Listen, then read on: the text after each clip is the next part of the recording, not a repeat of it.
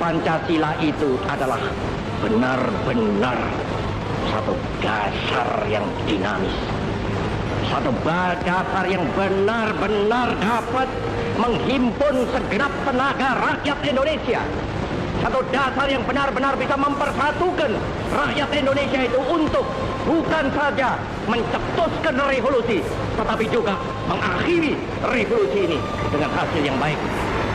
Revolusi Indonesia ini bukan revolusi Soekarno, tetapi revolusi daripada seluruh rakyat Indonesia, dari Sabang sampai Merauke.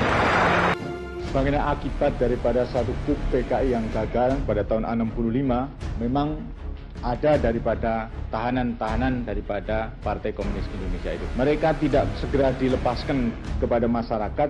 Saya mengucap terima kasih kepada Jenderal Soeharto akan hal ini.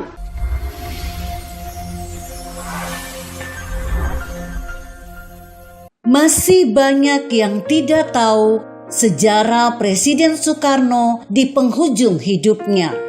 Mengutip yang diposting wartakotalive.com, kisah proklamator kemerdekaan RI ini berakhir dengan cara memilukan. Soekarno menjadi tahanan rumah di Istana Bogor setelah dijatuhkan pada Maret 1967 dengan naiknya Jenderal Soeharto menjadi presiden. Dari Istana Bogor, kemudian Soekarno dipindahkan ke Wisma Yaso di Jakarta, sekarang Museum Satria Mandala. Soekarno dikucilkan dari rakyatnya di Wisma Yaso sejak penghujung Desember 1967. Bahkan keluarga dan kerabatnya pun sulit menemuinya. Untuk membesuk Soekarno, mereka harus mendapat izin lebih dahulu dari otoritas yang berwenang. Tulis sejarawan Bob Herring dalam Soekarno Arsitek Bangsa. Gubernur DKI Jakarta Ali Sadikin pernah menengok Soekarno di Wisma Yaso. Ia menyaksikan keadaan tempat tinggal Soekarno sangat kotor. Kebunnya tidak diurus.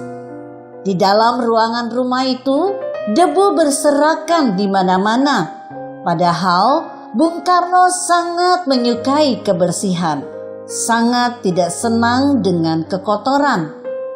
Jangankan kekotoran yang begitu tampak dan bertumpuk, debu sedikit pun tidak beliau senangi. Beliau sangat teliti, mencintai keindahan dan kebersihan. Saya menjadi amat sedih. Pikiran saya, kok mengapa tega-teganya orang terhadap beliau, sampai beliau pemimpin bangsa ini diperlakukan seperti itu, kata Ali Sadikin.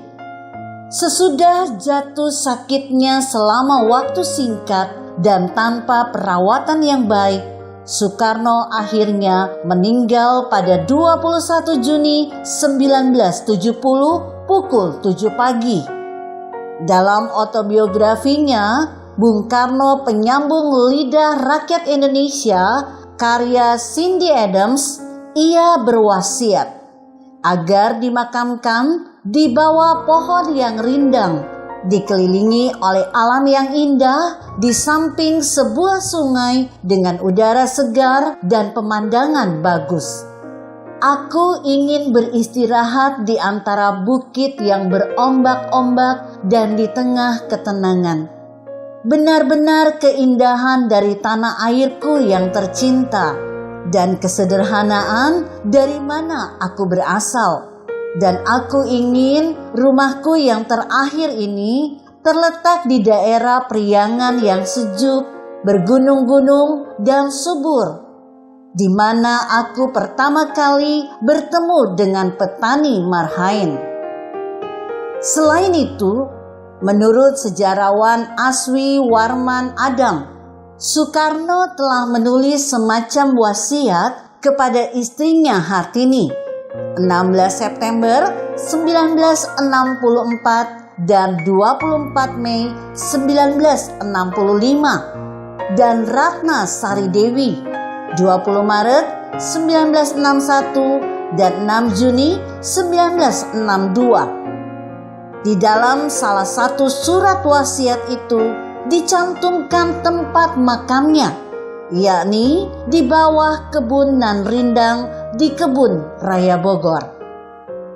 Namun, Presiden Soeharto dalam autobiografinya menyatakan sebelum memutuskan tempat pemakaman Soekarno, dia mengundang para pemimpin partai dan berbagai tokoh masyarakat. Soeharto menganggap ini masalah politik yang cukup pelik. Jadi, pemakaman tidak ditentukan oleh keluarga, tetapi melalui pertimbangan elit politik. Tulis Aswi dalam buku Bung Karno Dibunuh 3 Kali. Soeharto pun memutuskan untuk memakamkan Soekarno di Blitar, di samping makam ibunya, pada 22 Juni 1970, berdasarkan Surat Keputusan Presiden nomor 44 tahun 1970 tertanggal 21 Juni 1970. Menurut Yusuf Wanadi, Soeharto mengingkari pesan akhir Soekarno yang ingin dikubur di bawah pohon yang rindang di Istana Bogor. Sekali lagi kita menyaksikan kehebatan Soeharto dengan nalurinya untuk tetap berjaya, kata Yusuf Wanadi. Demikian sekelumit kisah Presiden Soekarno di akhir masa hidupnya. Karisma 90 akan mengulas cerita ini secara bersambung.